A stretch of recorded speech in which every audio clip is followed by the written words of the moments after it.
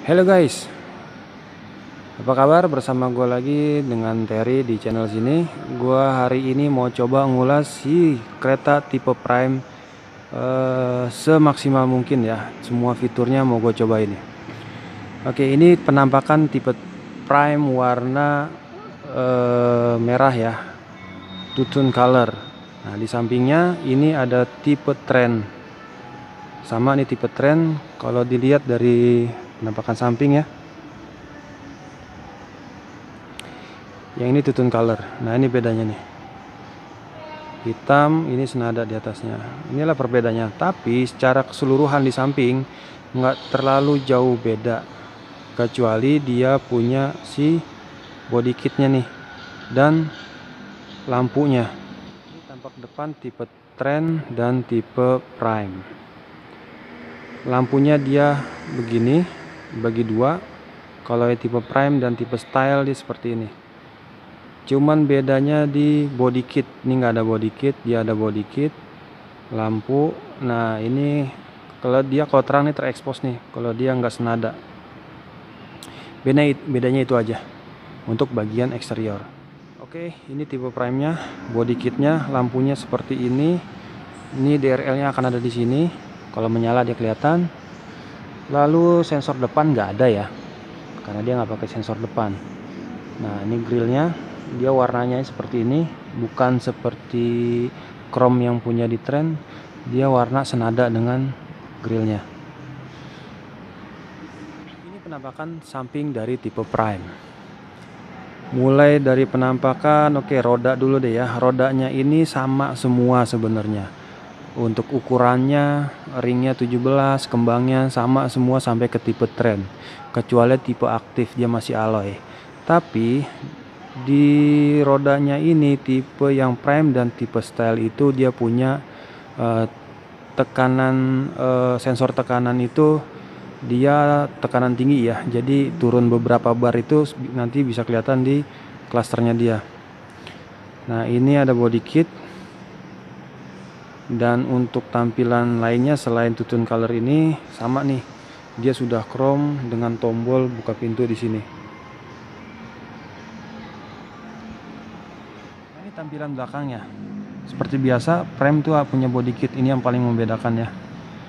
Lalu dia punya garis ini tebal nih, beda dengan dia punya Trend nih, kecil tipis. Dan di ujung sini dia nggak nyala nih yang bersatu dengan si bagasi, pintu bagasi, tapi dia full nyala semua. Dan dia aksen listnya ini nyala semua dengan nyala yang besar ya. Beda dengan dia tipis, bentuk C doang kayak bumerang. Keseluruhan hampir sama, kecuali lampu belakang kalau nyala, sama dia punya body kit. Parkir ada di sini, ada 1, 2, 3, dan dia sudah ada untuk kamera belakang. Semua varian dilengkapi defogger kecuali yang tipe aktif. Aktif nggak ada nih, polos nih, nggak ada nih defoggernya nih. Coba masuk ke dalam. Nah, ini dari pintu dulu deh ya. Dia sudah Bose dan pengaturannya seperti biasa ya. Ini untuk kunci jendela supaya nggak dimainin di belakang. Ini jendela belakang, jendela depan, dan bagian supir sudah up and down automatic. Ini untuk kunci lock and unlock. Ini untuk retract.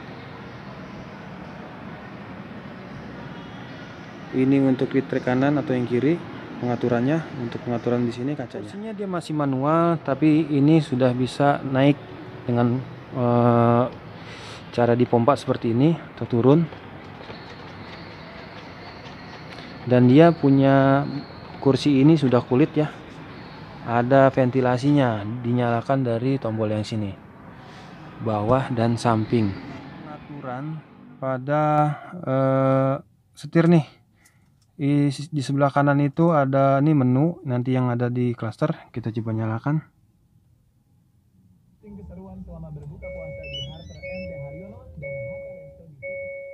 Oke, ini untuk menunya. Lalu sebelah sini adalah untuk cruise control. ya. Nanti kalau cruise controlnya sempat kita rem batal, nanti kita bisa set lagi di sini, dan ini untuk naik kecepatan pada cruise control. Lalu ada LKA ya, ini ada LKA, dan ini untuk milih menu naik atau turun, dan OK-nya dipencet, ditekan. Lalu di sebelah kiri ini untuk pengaturan di head unit. Nah, di head unit seperti biasa ya, ada telepon, ini ada yang sering digunakan bintang nih, favorit. Lalu untuk menu atau gelombang, sini volume. Lalu ada modenya, ada voice command. Dan untuk tipe yang prime, dia sudah teleskopik dan tilt steering pastinya. Oke, sekarang masuk ke bagian klasternya nih. Ada apa aja nih klasternya nih? Pertama kita cek. Ada bantuan pengemudi. Isinya itu ada volume peringatan, tinggi, sedang, atau rendah. Jadi bisa kita setting nih peringatannya itu, warningnya itu volumenya seperti apa, seberapa besar. Driver attention warning, peringatan keberangkatan kendaraan di depan. Jadi kalau kita lagi macet-macetan, kalau yang depan udah jalan, nanti dikasih peringatan di depan sini. Kita tinggal jalan, jadi nggak keburu di klason orang belakang. Nah, inattentive driving. Jadi inattentive driving ini kalau kita nggak awas nih, dia juga kasih tahu peringatan kita nih kalau kita harus ya mungkin dikasih warning di sini supaya kita lebih hati-hati atau kita istirahat dulu. Driving safety, forward safety bisa dinonaktifin. Ini yang auto brake di depan ya. Forward collision, waktu peringatan tabrakan, mau normal atau lambat, jauh atau dekat. Pendeteksi jalur, LKA ya, bisa dinonaktifin. Bukan LKA sih, lane following assist, bukan lane keeping assist. Lane keeping assistnya bisa secara di tombol setir ini. Blind spot safety juga sama, bisa dinonaktifin. Safe exit juga sama, bisa dinonaktifin. Lalu ada parking safety. Nah, ini yang bagian belakang nih, rear cross safety belakang nih juga bisa dinonaktifin. Lalu kembali ada di cluster ini pemilihan tema. Tema ini kita kan kalau ke mode sport atau ke mode ekonomis berubah-berubah nih. Nah, ini bisa dimanualin juga kalau kita nggak pilih. Klasik ini biasanya pakai yang ekonomis. Nah, ini merah ini biasanya sport ya kan. Pakai cube juga bisa nih, kita bisa pilih. Atau kalau menurut dari mode pilihan langsung dari sini aja. Kalau misalkan kita pakai yang sport, dia otomatis langsung jadi merah. Reset efisiensi BBM ketika kendaraan dinyalakan setelah pengisian BBM atau secara manual. Tampilan wiper atau lampu bisa dimatiin. Peringatan jalan berselimut es, ini kode salju ya. Suara sambutan, tadi waktu kita hidupin klaster pertama kali ada suara sambutan tuh bisa dimatiin. Lalu lampu iluminasi, nah ini dari klasternya nih kita bisa redupin atau kita bisa terangin. Lampu sen sekali sentuh, mau berapa kali kedip dia, 7, 5, 3. Lalu waktu tunda lampu depan, kalau kita matiin mesinnya, lampu masih nyala berapa detik supaya kita bisa nerangin jalan kita ke rumah. Biasanya kalau parkirannya jauh dari rumah. High beam assist pun masih bisa di nonaktifin.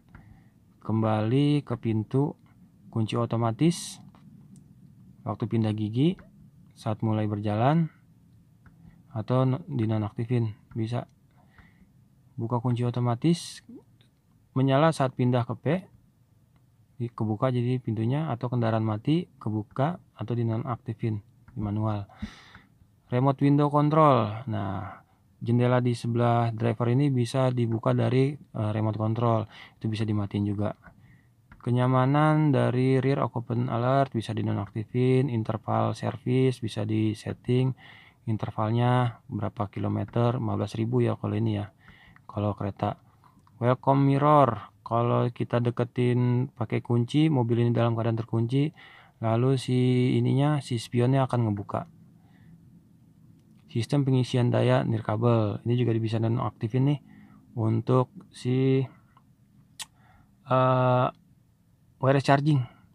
Wiper belakang otomatis juga dinonaktifin bisa, sama anti pencurian tambahan juga bisa dinonaktifin. Satuannya satuan suhu Celsius atau Fahrenheit. Satuan efisiensi bahan bakar kilometer per liter atau liter per 100 kilo. Satuan tekanan ban mau pakai PSI, KPA atau bar. Ini bisa diatur ya, bebas mau yang mana. Lalu kita ke reset ke satuan ke mode standarnya dia. Itu semua yang ada di settingan klasternya. Lalu ini 8 inci, semua sama nih ya, sampai tipe yang terendah pun sama ini. AC-nya otomatis. Lalu ini ada pencetan untuk kipas di kursi pendingin. Lalu ini shortcut untuk si belakang, kamera belakang. Kita matiin. Lalu dia bisa ke mode sport. Ketika gede kita mau rubah sport itu tinggal ditarik ke sebelah pengemudi. Ada drive mode ya, ini yang bisa ganti dari sport, smart, eco, normal. Atau kita tekan, dia akan pindah ke traksi, snow, salju, berlumpur atau berpasir. Lalu ada electric parking brake dan dilengkapi atau hold ya.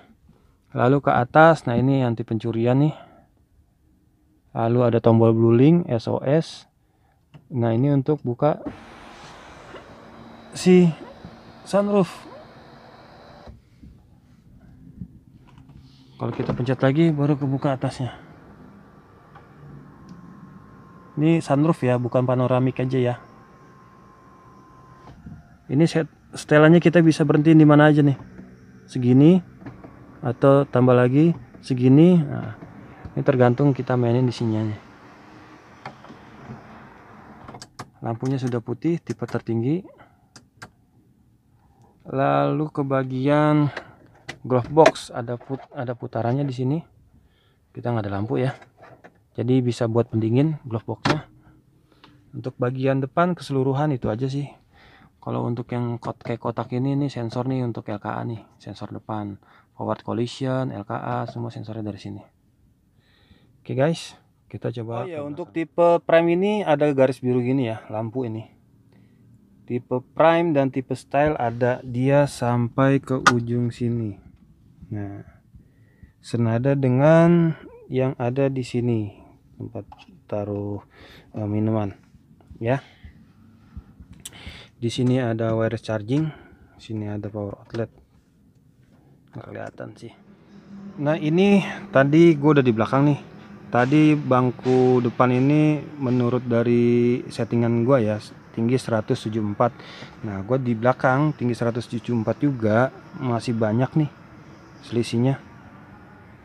Ini untuk AC air purifier, cuman ada di tipe yang ini AC. Lalu ada soket charging, kita bisa juga naruh handphone yang dicas di sini. Masing-masing belakang ada kantong ya.